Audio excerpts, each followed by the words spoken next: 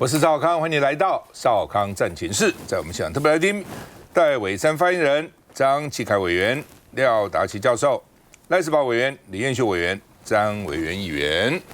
好，那么俄乌乌克兰说要打击俄罗斯的影子舰队说有2艘油轮在黑海被无人机攻击起火了，那油轮严重损坏，所以呢对俄罗斯的石油运输造成很大的打击那但是呢，俄罗斯也去打乌克兰城市被俄罗斯的无人机轰炸。美国媒体说，乌克兰前线也正在输掉无人机战争。本来乌克兰的无人机蛮厉害的他的制造等，他本来还说把无人机给美国等等交换什么，就没想到呢，连无人机战争现在被俄罗斯都摧毁了所以蛮惨的那另外呢，俄罗斯的飞弹跟无人机把乌克兰电力系统摧毁了，基辅首都60万户断电你自己想想看，一个首都60万户断电是什么样的状况而且现在冬天了，你没有办法想象那边很冷那边现在已经非常冷了那这种零下多少度的温度没有电，没有暖气那个日子怎么过那另外呢，说川普不是搞一个是他们和谈吗？说他们的和平计划最快今天就可以敲定但是在这么敏感的时候，泽伦斯基的幕僚长家里被搜索，涉嫌贪污请辞了而且自曝说说我要往前线去了那但是呢，这个幕僚长说，我也不会再接电话了不接受你们的采访了等等那这跟泽伦斯基关系非常好，这幕僚长，所以外面也在怀疑说，这个幕僚长贪污这么多他那个核电厂高层贪污1亿美金，泽伦斯基都没有关系吗？是不是要做逃跑的打算，先弄点钱？不知道，外面有各种揣测川普有乐观，川普说呢有机会达成协议但是卢比欧说有进展，还有很多工作还没有，还有问题了。最重要的是普丁接不接受，那才是关键嘛。你们谈了个半天，普丁到底怎样？所以现在还有2个问题没解决第一个是安全保证，第二个是领土问题这2个都是很棘手的问题那俄罗斯明年的军费要编5.3兆台币，这么多钱，是开战年的3倍，就越打它，因为原来以为一下就结束了，现在不结束，一直加码，现在变成这样嘛那美国的 Bloomberg 说呢，大陆紧盯美版的俄乌计划，说将来他会不会也跟川普提28点台湾方案？因为这28点的乌克兰方案呢，俄乌方案原来是说是普丁。主要是普丁的意思，川普就照单全收，然后乌克兰接不接受？不接受我们再改，就这样子。我们看一下。2艘俄罗斯的油轮在黑海爆炸起火，乌克兰当局也曝光了影像，表示这是乌克兰国家安全局以及海军共同执行的打击行动。而从画面中可以看到，一艘船快速的靠近俄罗斯的油轮，没多久就爆出了火球以及黑烟，景象非常的惊人。而邻近的土耳其也派出船只前往救援，暂时没有传出人员伤亡。廖教授。是怎么看第一个，我觉得那个川普的话呢，真是参考一下他说很快就可以有和平解决，因为他本来就说11月27号是一个 deadline， 应该可以达成和平协议，但显然是跳票。然后呢，第二个呢，就讲这整个28条协议来讲，那我觉得就是因为彭博说是不是会路盯紧了以后会跟像比较这个由俄罗斯来提供给。普丁，然后普丁在这边再去撮合，但我觉得中国大陆向来的立场是，这是两岸之间是自己的事情，不是外国绝对不会干涉，所以要他来比照提，像普丁要拿28条给川普，要川普来调停，我觉得这完全不符合中国大陆设定的界限，所以这个可能做法不是这样子。但怎么去参考这个内容，恐怕会有一所思考。但是我这里也特别讲，俄乌战争要停，其实我的了解非常困难。为什么？牵涉利益太复杂。这28条是由普丁提出来，其实基本上就等于是叫乌克兰投降。那这个投降条款呢，不只是乌克兰本身觉得非常屈辱，因为割地嘛，欧盟、欧洲，欧洲其实那个抵抗更强，因为欧洲等于说你这一次俄罗斯是用战争的方式侵入到乌克兰的土地，他占了以后，你就同意割给他，那将来俄罗斯真的在欧洲掀起战争来，我们这些人要怎么办？不过，所以俄罗斯还有这个能力在欧洲掀起战争，我们是打乌克兰打了4年，打成这样。但是我们的主持人，我跟您报告哈，我的了解，我上个月都在欧洲开会，他们对俄罗斯跟普丁，对普丁是完全憎恨，对俄罗斯的恐惧是深入骨髓，是真的恐惧，这是你真的恐惧。因为苏联时候是他们怕了，北约跟这个跟俄罗斯、苏联他们华沙。但俄罗斯已经到这个地步，他们还怕他？他们还是怕，因为能源还是要靠它。好吧。所有俄罗斯这最大的吊诡就是他们一方面怕俄罗斯，但是到现在为止，德国的能源新汽油还是要依赖俄罗斯，所以俄罗斯有一些基本的那个所谓的能源的提供，那这些是欧洲的命脉。那而且过去普丁他们一直认为普丁有传统的那个大俄罗斯主义，就是俄罗斯民族主义，所以那种对领土的侵占，还有呢他的游戏规则不讲清楚的这种传统历史记忆，在欧洲是非常深刻的。欧洲人的怕俄罗斯，真的对我来讲也是印象深刻。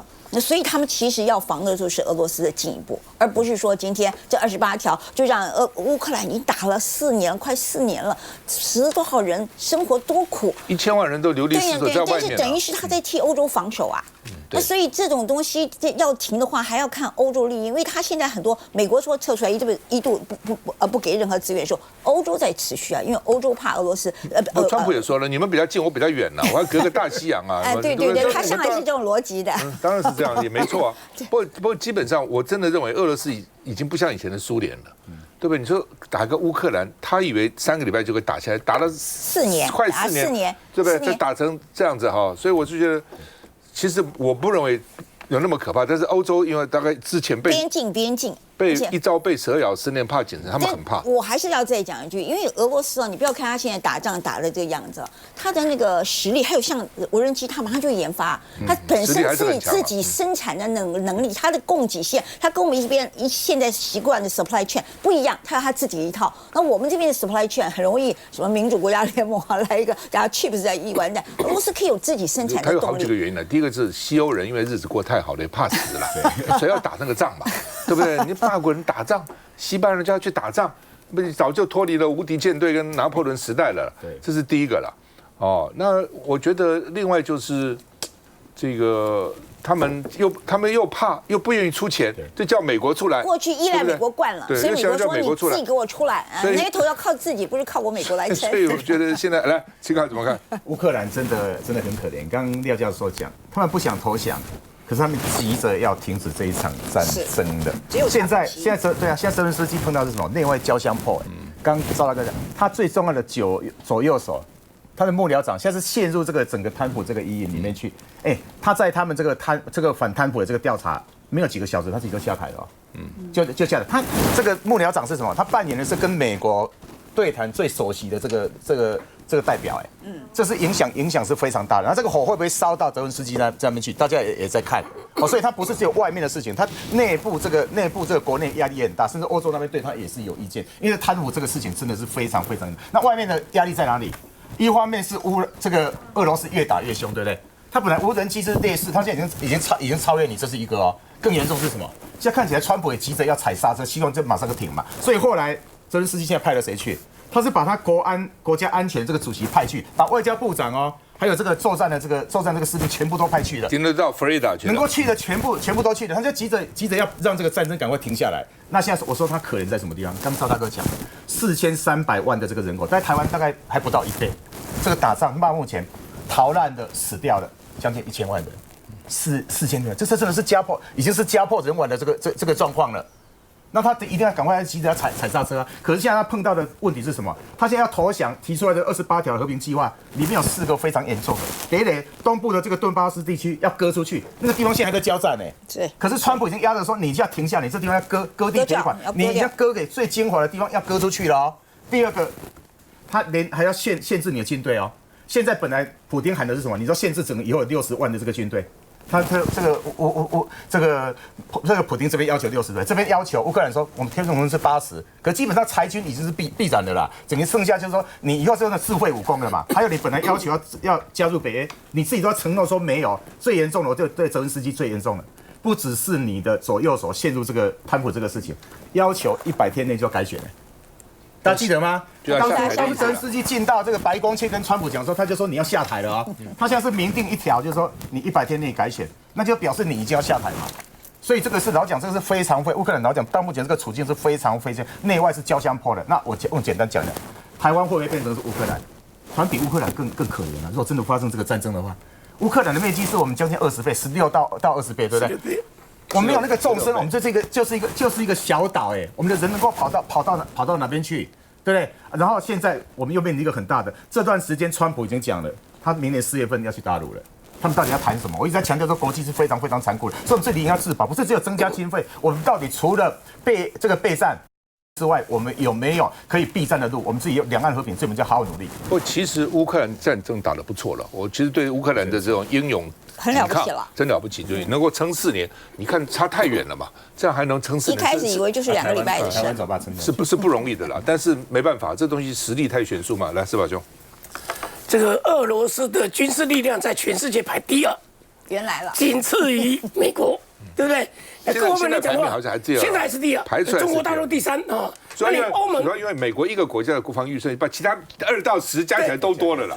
可是问题是你把欧盟每一个国家你看不怎么样，可是如果 NATO 加起来是远大于俄罗斯啊，就问题就台湾就是没办法加起来。NATO 有包括美国呢？那时候包括美国，美国不算的话了哈，美国不是只跟欧洲加起来还是赢他了，还是赢他。问题就大家，你刚刚讲的安理关为什么打呢？他们里面很多是世仇哎，你知道你那个什么国家？对啊，所以这里面来讲呢，很不容易的。你说整个 NATO 除了美国之外，说连起来来帮助乌克兰来打俄罗斯，就这样的假设前提几乎不存在的，就几乎不存在。所以现在来看的话，就是好，那就是这个Trump 想说我们要这个和平的条约，和平条约28条。割地啦，什么主要是那个东部地方一割掉了，哇，割地了，裁军啊，对，裁军很重要一点哦。为什么打？为什么是打这场战？就是因为乌克兰他要加入 NATO， 啊，这要加入 NATO 是美国承诺的，美国在后面怂恿的。拜登在后面，说你可以加入这个 NATO， 这样一来的话，它等于是北约的势力就往东扩，就威胁到俄罗斯。所以他等于把他的核心，为什么打这场仗？核心中的核心没有了，在28条里面有一个很重要的核心中的核心没有了，那乌克兰做什么？就这样白打了啦，这样白打了人白死了，这些东西领土也白割了。他一定很后悔，说当初为什么要打这一场仗？为什么这样子？他一定很后悔。这是这地方。他们要打是俄罗斯打进去的。第二个我要提一个东西，就是拜登在后面拱他加入北约了，就是这样。第二个东西我要提一下，他有人讲说，这个大陆会不会趁机也提出这个28条？我觉得这个比差太多了哈。这大陆来讲的话，他怎么需要28条呢？就1条就好了，统一啊，统一就好了，1条，然后加一个前面有一个形容词和平统一，先不行的话再怎么样。所以这个来讲用这样的一个比拟，我是觉得是比较奇怪的。可是问题就在于，因为现在大家看到乌克兰的历史，原来美国都停了，资源都。几千亿美金这样资源，钱一直给，武器一直给，连我们要给我们 F-16V 这些飞机也跑去那里去了。就这样子支持之下，美国打输了，没办法撑下去了，美国就退了，就希望你吞进去，对不对？你割地了，那同样的，美国对中国大陆现在什么？有求于习近平啊，他眼巴巴的看着4月份要跟习近平见面。这个是对川普来讲是很大的大事。假如能见到的话，他认为对他的声望一定太高。我就觉得很奇怪哦，川普最喜欢讲，就大家不是全世界讲民主阵营啊，我们的国家，我们的外交部啊都讲啊，哇，这个民主阵营对轴心国，这些轴心国就是俄罗斯、中国大陆这个。那是这个是朝鲜拜登的版本，现在当然川普都不讲了，他们在讲价值，川普已经在讲价钱。川普早就特别强调，跟这几个这个民主国家认为是很恶魔头的这几个关系非常好，而且想办法去巴结，他想办法去巴结这个普丁，去巴结金正恩，去巴结川普。我觉得这全世界，你不觉得民主国家龙头的美国怎么会这个样子？我们想错愕啊！因为他也想干他们，他干不到而已，他也想变成他们了。不过我现在比较担心的就是说，因为本来要给我们武器，说都给乌克兰了嘛，那乌克兰没打赢啊。F-16现在在哪里？他的 F-16V 在哪里？好多什么战车、什么炮啊，要给我们的，现在差我们200多亿美金都给了乌克兰了。但是乌克兰这个战场到底打成怎样？我觉得这也不错，是一个武器实验场嘛，看看那个武器到底对比之下，对不对？就像印度、巴基斯坦没有打以前，谁知道谁的飞机怎样？打下来就知道了嘛。所以这点我是台湾要注意的，国防部一定要注意，说他那些要我们预备买，我们已经付了钱买的武器，他没有给我们给乌克兰，到底战场上表现如何？到底怎么样？这个才重要啊！休息一下再回来。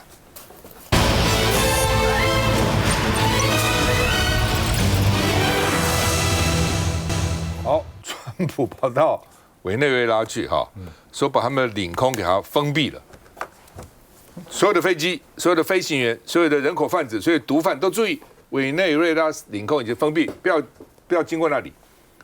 不是委内瑞拉封闭，是美国去给他封闭的。哦，就是哪一天啊，哪一个国家说台湾上空领空都封闭了，你们飞机都不要进去，这算什么？人家的主权呢？哦，他现在去炸那个，他号称是毒枭船的，炸死很多人了。哦，然后现在去炸委内瑞拉啊，要去打委内瑞拉，说呢是委内瑞拉因为总统哦跟那个毒枭有关，贩毒给美国，但别人说是因为委内瑞拉很多石油啊，他心里巨人的理由啊。那委内瑞拉那个马杜罗已经讲了，我油可以给你啊，油可以给你啊，你不要打我啊，等等。但是显然川普不满意哈，而且说呢会对这个马杜罗政府采取更多激进的行动，何止关闭你的领空哦。他一宣布封闭领空，6家航空公司立刻停止所有的飞机，没有不去了，这叫做我们不飞了。所以他们说发觉上空已经没有飞机了。那委内瑞拉很气，就立刻把这6家航空公司的这个那个什么 license 把它取消了，因为到人家领空需要有执照的，通通取消了，经营权取消了。哦，但是这些人不敢啊，万一真的被打下来怎么办？开玩笑，一个飞机上多少几百人的生命啊！哈，那委内瑞拉说这叫非法侵略。哦，但讲归讲啊，那而且呢，这个说破坏委内瑞拉的国家主权，那另外呢，川普说他跟马路还通过电话，那另外呢，委内瑞拉现在启动了叫独立200行动，这军事演习是要应对美国的压力，因为川普说天空封闭后，陆军马上要出动，陆上行动马上开始那而且川普下的最后通牒，要马杜罗下台。离境，滚蛋，不要再留在委内瑞拉里面哈。那另外呢，这个委内瑞拉要抵抗美国，其实我觉得打不过的啦。他那个兵哦，也是他号称前2个礼拜号称召集了30万人演习，也是乌合之众，因为他一个兵1个月薪水只有3000块台币，3000块台币，说呢只有他这个生活费的2成，只够生活的2成，所以兵没有士气啊。这是点钱怎么打呢？哦，所以到时候一开打起来，一定一堆逃兵了。他就说没关系，如果美国将来取得我政权以后，我就要打游击战，搞破坏，哦，就变成这样，那能搞多久嘛？哦，但是呢，美国的军工业好高兴哦，说100亿商机来了，只要打仗，军工业就大发利市哈。好吧，我们看一下。美国海军陆战队 MV2辆语音运输机、气垫登陆艇等现身在委内瑞拉以北的波多黎各，施压卫国意味相当浓厚。Late on Thursday, the US President Donald Trump said that the US would soon start stopping drug traffickers on land. This is widely seen as a hint that the US might soon start conducting operations within Venezuelan territory. 除此之外，美国总统川普在自家社群媒体上 po 文，向所有航空公司、飞行员、毒贩和人口贩子寄出警告，要求他们将委内瑞拉上空以及周边空域视为完全封闭。而从航空追踪网站 Flight Radar 24的最新状况上，可以看到委内瑞拉上空只剩下零星几架飞机，显示该国空域几乎净空，让美委之间情势更加紧张。根据外媒报道，两国总统上周才刚通完电话，甚至可能面对面会晤。川普如今却又呼吁要完全封闭美国领空。对此，委内瑞拉政府发出声明，强烈谴责这是殖民主义威胁，指控美方再度对委内瑞拉人民施加非法而且毫无理由的侵略。马杜罗去年7月才连任第3次总统，那川普说你这个选举作弊不算。那现在说他是跟毒枭有挂钩，我就想，那当时美国不是打伊拉克嘛，就讲人家有什么化武啦，有什么核武，搞半天，后来发觉没有，反正我找个理由打你就是了哈。那到底怎样哈？来，妍秀怎么看？委内瑞拉是美国的后花园哦。当然，以美国跟委内瑞拉这个军事实力这么大的悬殊，当然要打不是困难的事情。但是对美国来说，善后的管理跟治理怎么处理才是最大的问题。而且美国自己面临，包括川普后续国内自己的经济问题，然后还有包括后续的很多议题。当然，2019的时候，美国也曾经讨论说要不要出兵，当时也是毒品的问题跟难民的问题。但是我刚才再一次强调，就是说后面的治理才是最大的问题哦。更何况他把说毒品当作化武，然后这是要集体自卫。